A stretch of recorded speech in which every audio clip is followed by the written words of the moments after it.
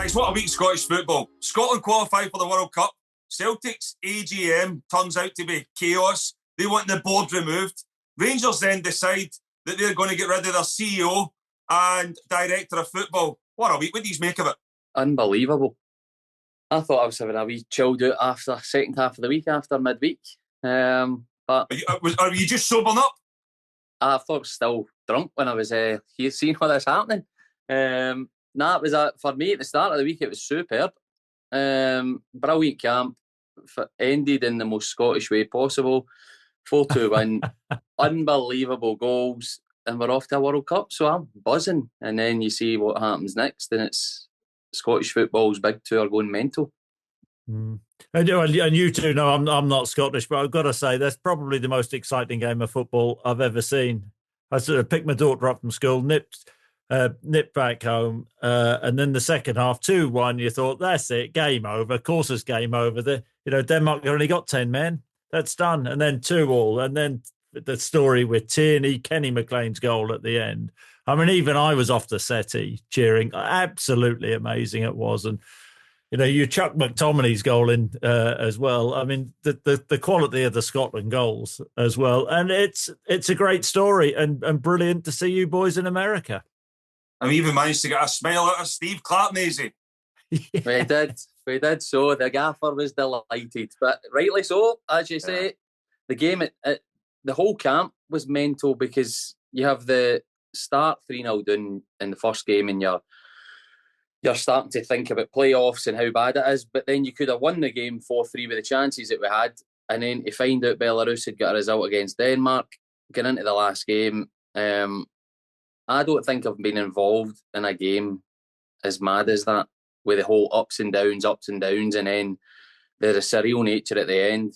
And then seeing the gaffer at 4:30 in a taxi was a good laugh on Tuesday night.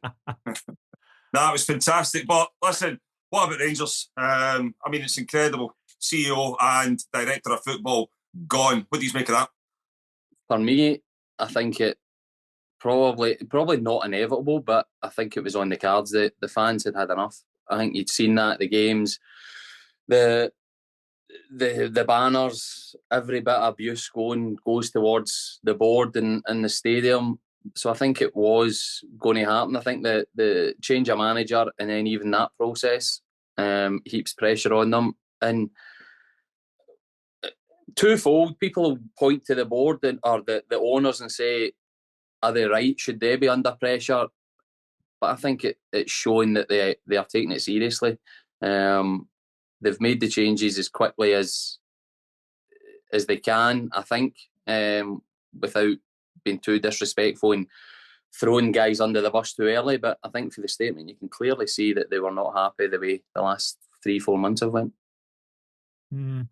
I think it's, there's a blame game there, of course, and Rangers have had a bitterly disappointing start to the season. It is pretty unprecedented, what has happened. I mean, we're all used to the short-term this sort of nature for managers nowadays. You don't get off to good starts, you lose a few games, and you can be out of a job. And of course, at Celtic and Rangers, that pressure is tenfold. So Russell Martin loses his job, but then to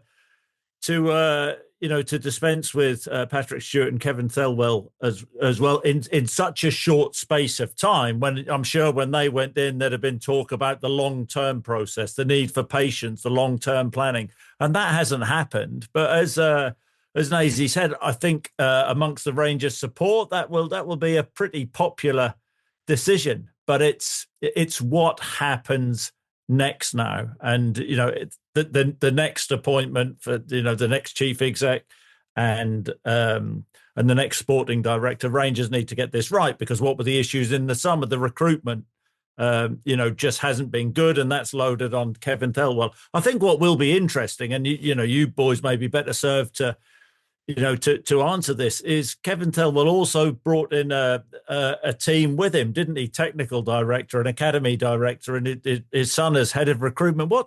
What's the story with those guys then? Are they surplus to requirements? No, I don't think so. I think Andrew Kavanagh spoke this morning and more or less said that would be it, and it would be over to them now to prove that they're good enough for the club and the roles that they're in to take the club forward and be aligned with the way that the club wants to move forward. So, yeah, I think you're 100% right, Kris, in terms of Kevin Thelwell creating that, the roles beneath him.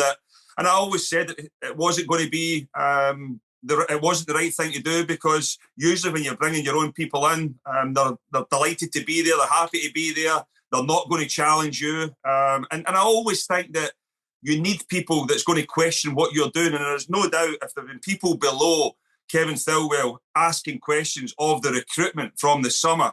I mean, have you ever seen such a bad transfer window? I mean, for Rangers to spend what they've spent, and I don't see one player better than what was there last season. And that would be one of the main reasons why, for me, Kevin Thelwell is surplus to requirements at Rangers. Patrick Stewart, on the other hand, I think he is in control of an environment that you're not in control of results, but he's the working environment behind the scenes. From what I'm led to believe, there's not a lot of people been enjoying that. And you can create a culture behind away from the football field, that everybody still want to turn up and enjoy their work and enthusiastic about going there. A lot of people, it used to be that, Rangers was the be all and end all. Get to there and that's you. You've made it. You want to stay there. Whereas from what I've been hearing, a lot of people have actually been wanting out. That can't be a good environment to work in. So now when you listen to the statement that came out from Andrew Kavanagh, that's more or less, it's kind of touching on that, because he's went from, we were looking at on the pitch and the sporting side of it, we've had a period of time where we've been able to look what's been going on behind the scenes. And that kind of strikes me as if, it looks as if they've not been happy with what's going on there. The recruitment speaks for itself. But I tell you what, Naisy's dodged a bullet. Russell Martin wanted to take him and his coaching staff as well. Mate. Is that I'm right? happy in my job then? with Scotland. I'm going to the World Cup, so I'm happy. But see, Boyd, I think when you look at the people that have come in, and like you seen the team behind Thelwell and stuff, is there a question? We all sat here and said Scottish football is different to English football. Talking on recruitment, playing for having good ability sometimes isn't enough. Do you need specific profile of people in their roles as much as you do, as in when the players having to deal with that pressure? Are they going to now have to look for a specific profile of person to be a sporting director, a CEO, or whatever the role may be?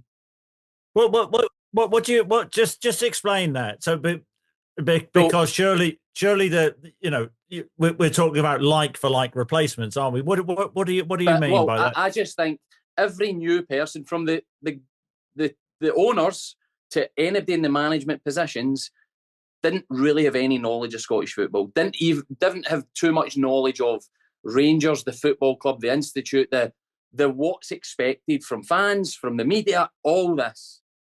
Is there an argument to say you need people who do know the workings of Scottish football? Because it isn't like you're not going to get a year's where we're rebuilding, you're getting a year. You need to have success and build at the same time. Walter Smith said it many a times in the time he was a manager. That's where I'm thinking, have they had a lack of that in these appointments? So you think that the guys to replace Stewart and Thelwell should have a background from Scotland, should be Scottish, should have had that involvement with the game? I think it will help, because it is, Scottish football's different. So we've all played in England. The mentality, the scrutiny, the pressure is different.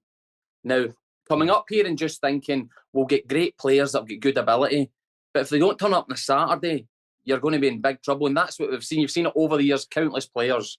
And having an understanding of that level and the demand can only stand you in good stead getting into their positions.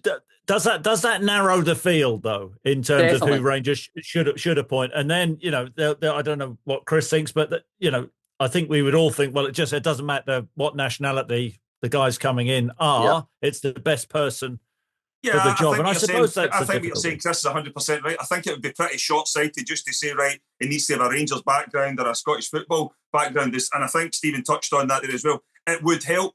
But I think that the point that Stephen makes there, and it's probably the best one, they all can't not have a knowledge of it. One or two people within the working environment. Kris, we've touched on this in plenty of shows on Sky as well, that Celtic have got that identity. When you think of a Callum McGregor, you think of a Tony Ralston, you think of a James Forrest, there's always Kieran Tierney's went back. Rangers, they don't seem to have that. They don't seem to have even like Scottish players within that use when you'd experienced it yourself, Kris. You probably arrived in Scottish football. You'd have knew who Celtic were. You'd have knew the pressures, the demands. But there would have been players in that dressing room that would have, told you, right, you need to be doing this, you can't be doing this. There's the way we go about a business. I don't think Rangers have had that. On the pitch, you then go to the boardroom level, and, for a period of time, there was a lot of good Rangers men, and they put a lot of money in and was probably the wrong people to spend the money, and it backfired on them. But there is no doubt that the last board spent a lot of money. The new regime have came in, and I think what Stephen says there is spot on. There's been far, far too many people not only not had an understanding of Rangers and Scottish football, but I think there's been an arrogance towards it as well, to think that it's just a given that they're going to bring players in and it's going to work. There's been countless players, Scottish players, over the last 6 months that have been available in free transfers and have been knocked in the head, deemed not good enough. We've just seen one the other night there shoot Scotland to a World Cup, score the second goal. There will probably be players in that Rangers academy that are on the same or more money than Lawrence Shankland. So somebody like that, they've turned their nose up at him. It's backfired. They've now signed players, Miovski, Chermiti. I mean, don't even get me started on the transfer fee. The wages will be through the roof. There's a long-term contract there as well. How do you move them on? Danilo's been underperforming. Asgard's another one that's come in for a fortune. The defensive makeup in terms of the loan side, the whole recruitment policy for Rangers has been all over the place. So do you two like the decisive nature of this move to sack Stewart and Thelwell? Well on the board in terms of having to make these or remove people from their roles quickly. When you think of a manager, it wasn't so long ago Patrick Stewart started, and it was even less long ago that Kevin Thelwell started. They've got it wrong. They have got it wrong, and they have said that they signed off on all of these deals. So for them to then move forward inside a few months and remove them, yes, you've got questions in terms of what they've been looking for at that time, but also there's nothing worse than just plodding on with something that isn't working. So you've got to applaud them in a way for removing them. But again, the pressure now is they need to get the right person in or right people in. You're saying there that being decisive, I think, is a good thing. I think the first point is probably where the root of my first question came from. There is the Americans have taken over, put people in place. It has not worked. Mm-hmm. It hasn't worked. So that shows they've probably not had a full understanding of Scottish football. I think in this first 4 months, they'll have got a rude awakening of what is expected. The proof will be who they go for and who goes in these positions. And what is the structure? What is the philosophy going forward? What is that going to look like? Because even when they came in, I don't think there was a clear, we are going to try and bring players in, develop them, we're trying to bring academy players. There wasn't really any clear understanding of what they wanted Naisy, to do. I'll be honest, I thought there was. I thought, in terms of bringing players up, give them a platform and maybe Europe, and then try to move them on to back down to England or Europe. It's not worked out because they've not been good enough. And I don't know how many times Rangers will go back to the same market that has failed them, and they continue to sign players out of the English Championship or League One and spend a fortune on them. They need to get away from it. Or if you go and get one or two, you can't sign 5 or 6, and that's where it's been for a long period of time now. I think also the decision for the 2 left backs that were signed permanently to be moved on as well, replace them with a young boy at left back. The back line in terms of the loan signings, it was all over the place. It was therefore just grabbing everything and hopefully it's going to work there. But the strategy for me is Rangers have tried to bring in younger players, give them a platform and move them on. it's no possible. It ain't possible. Celtic have done it in a way that they've been able to bring in a few youngsters and move them on, but they've always had that core group there, Kris. They've always had that core group there that's allowed the youngsters to come into that environment and they've flourished in it. Whereas from Rangers' point of view, that's not been the case. But with these, I suppose that we have to give Stewart and Thelwell a little bit of credit for the Danny Roll appointment, though. Or I mean, where do you sort of stand on that? Well, I mean, was it? I don't know where I sit in this one, Kris, to be honest, because it's been quite evident listening to the two owners speak in the recent hours that they've had a more hands-on approach in the club since the removal of Russell Martin. I think it's probably been a case of Patrick Stewart and Kevin Thelwell have been there, but you've seen the mess they made of the Steven Gerrard. Danny Rowe actually walked away for a period of time, so I don't know if. And then there was a Kevin Muscat scenario. So I don't know if maybe then the two owners have looked at it and said, you know what, we're taking over here. And that has been, I mean, there's obviously the transfer window, but that was the final nail in the coffin. The process to get a new manager, maybe Danny Rowe was the outstanding candidate, and they thought, right, that's who we want to get. The owners, Patrick Stewart and Kevin Thelwell, looking from the outside in, made a mess of that for a period of time. They were able to get the man they wanted.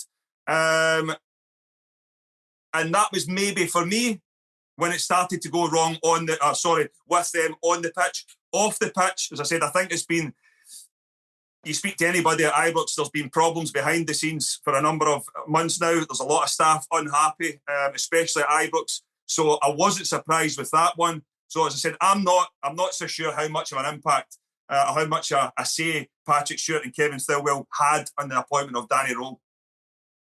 Let's change it up. Let's start talking about Celtic and what's happening over that side of the city. Well, where do you want to start? Do you want to start with the St Mirren performance, the St Mirren win? Actually, I've got to say, I think my old boss, Martin O'Neill, has done pretty well to get a tune out of the team. I know Celtic lost heavily in Midtjylland in the Europa, but to win 4 domestic games with the squad which he took over, the performance wasn't good against St Mirren, but to get over the line, I think, credit to Martin in that short space of time. It looks like, he'll have the game Thursday. There's talk about him having the game Sunday against Hibs, and both those games, Feyenoord and Hibs, will be difficult. And then everything seems to be pointing to a new manager coming in next week. With regards to the AGM, because I think that's what you were sort of referring to there, Naisy, that was, it was eye-opening, really. And I think I'm really naive. Well, you two boys know I am anyway, because I sort of, everybody knew the angst amongst the Celtic support and the division, which was there from the start of the season. But I actually thought that, there was going to be frustration in the meeting. There was going to be some anger in the meeting. But I actually thought that was a chance where both sides may just come together and start sort of making a small step forward. That's what I thought would happen. I didn't think things could get any worse, and I think possibly they have got worse because of the way that it all ended. And I'll go back to what Martin O'Neill said, and I feel really sorry for him that he was put in that position to having to, go into the AGM and then to fend off questions about it. I'm pretty sure that that's not what he wanted to sign up for. He seems to be a spokesman for the club, Kris. Martin O'Neill, right? He seems to be the only one that's keeping together. Well, he was asked. He was asked a lot about it. I thought his answer was. I agree with everything which he said with regards to it, and the stuff about a club that is not united will never win, will never be successful. I think that he's absolutely spot on. There are clearly issues at Celtic. That relationship between the fans, a certain section of the fans, and the board. We know that it's not great. So, a couple of things which stood out for me. AGMs are about people going in, shareholders and supporters to go in and ask questions. And I do think the start, when the board came in and the singing, and the sort of vociferous and disruptive nature of the start, that was never going to get the AGM off to on a sure footing. And then it gave Peter Lawwell, that behaviour gave Peter Lawwell the chance to adjourn it and shut it down. But, I know people who had travelled up from down south, travelled a long way, who wanted to ask questions and hold the board to account. And I thought there was a bit of disrespect, and it wasn't thought through, those sort of protests, because they couldn't ask questions. That's the whole point of an AGM. Do you not think that's a wee bit easy? So the Celtic board going in there have got to expect there is going to be some showing of discontent. Jeering or whatever is surely got to be expected.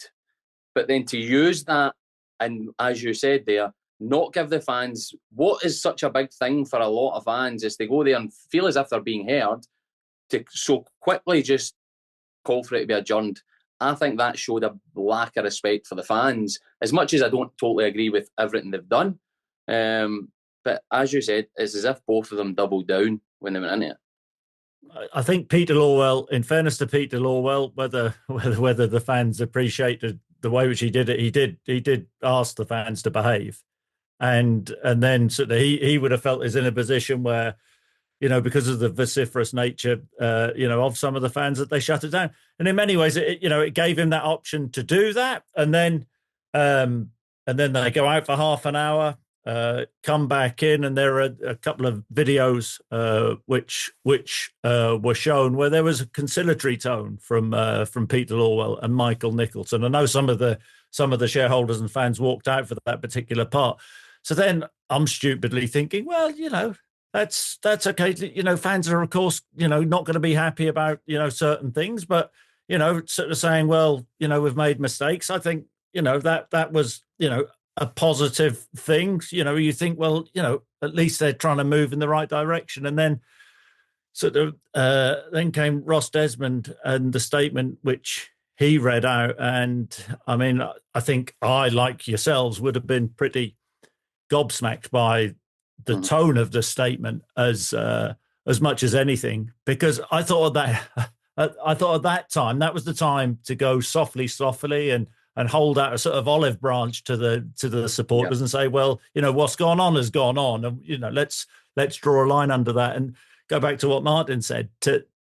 Martin talked about of the club that is not united will never win, will never be successful. There was nothing in that statement really which would unite the fan base and the board. There was nothing really helpful about it. And I've not spoken to one Celtic supporter who thinks that was helpful. And then you have to look at both parties and sort of the split, and you think, well, what was the desired outcome from the fans sort of at the start and their disruptive nature? Some, not all of the fans, of course, and all of the shareholders, but there was an element of that. And then you think, what was the desired outcome from them, and what was the desired outcome of the statement which was read out? Both those things, they weren't designed to bring the club and the support together. And I honestly think that Celtic are in a position where they don't have any choice. They have to get together at some stage. There has to be sort of small steps and a movement in the right direction. But it's so extreme at this moment in time. Dialogue is important. Communication is important. And just making that first step, because if they don't, it's just going to get worse. New manager, possibly coming in next week. That's what all the talk is about. Imagine the environment, that new guy could come into, and if he doesn't get off to a good start, the atmosphere in and around the stadium. They're going to run another AGM last week, because after the red cards, Bard looked at them, downgraded them to a yellow. Don't get reds at Celtic. There's another one next week. Is there any truth in that? No. You've got some great sources, haven't you? Yeah. But listen, the new manager, as you say, expect him to be in next week. How important is it for Celtic that they get that appointment right, Kris? Well, I mean, I think that's that's of paramount importance. You know, a lot of names doing the rounds. One is sort of standing out, isn't it? Wilfred Nancy. I can't say I'm an expert on him. He seems to have had relative success, I think, at Toronto and Columbus Crew. I think it's a really difficult job.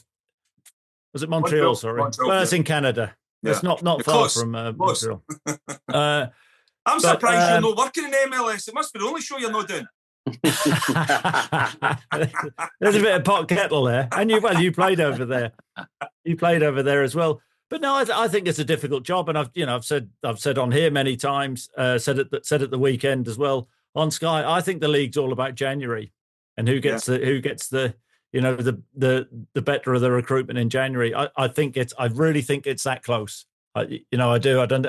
I know that you've written Rangers off before because of the nature of their start, but I think they're still in a title race. And of course, Hearts' first loss at the weekend. But, maybe reasons for that, but I expect them to bounce back. And now they know they're in with the chance. You expect Tony Bloom, he's a shrewd cookie. You expect him to, maybe get on the right side of some of the recruitment. So I think it's going to be really close. I do. I couldn't pick a winner right now, but I think all three clubs have a lot of work to do in January. Well, Naisy, it's a moment we've been waiting for. Next week, we're at least going to have one very good ex-Celtic striker on this podcast. We're joined by Scott McDonald. Well, I'm looking forward to it. Can't wait to ask him about you and his time at Middlesbrough together. Two strikers that want the limelight. There's a story. Gordon told him, you need to start running about because you'll never score as many goals as him. It was as simple as that. And he failed to do it, so that's why we failed. I think we'll leave it in that, guys. We'll leave it on that. I look forward to seeing wee Scotty next week. We'll wind him up. He's an angry little man as well.